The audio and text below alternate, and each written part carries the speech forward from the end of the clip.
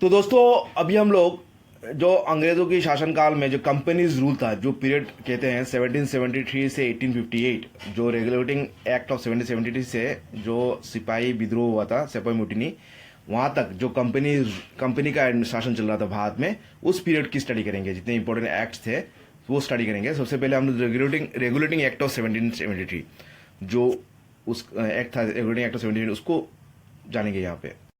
अभी दोस्तों जो रेगुलेटिंग एक्ट ऑफ 1773 था, उसका मेन फीचर्स क्या था।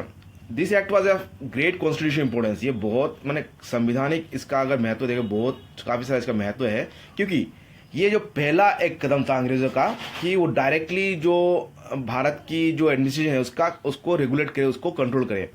लेकिन British government to control and regulate the affairs of the East Indian company India. East Indian company तो पहले था एक ट्रेडिंग, एक व्यापारी, एक व्यवसायिक एक संस्थान था। वो व्यवसाय करने आया था, सभी लोग हम लोग मालूम है कि वो व्यवसाय करने आया था, शासन करने नहीं आया था।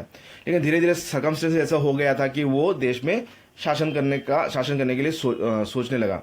तो ये एक एक्ट था जो जिससे कि ब्रिटिश गवर्नमेंट डायरेक्टली भारत का जो अफेयर्स है वो नियंत्रण करने लगा, और ईस्ट इंडिया कंपनी को मतलब निर्देश देने लगा डायरेक्ट यूके से, मतलब वहां से, लंदन से, वहां से ही भारत को किस तरह संचालित किया जाए उसके लिए सोचने लगा।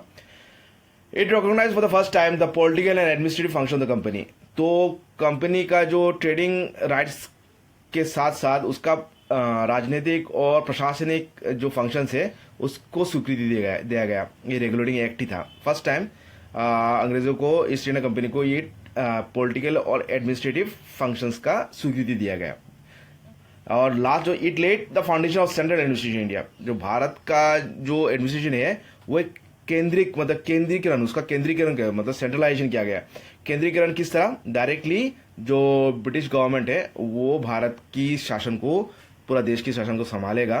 तो ये एक्ट के अंदर में, ये एक्ट के तहत मतलब ये क्या गया कि भारत की जो एडमिनिस्ट्रेशन है वो कंपनी चलाएगा, जिसकी डायरेक्शंस आपका ब्रिटिश गवर्नमेंट या ब्रिटिश क्राउन देगी।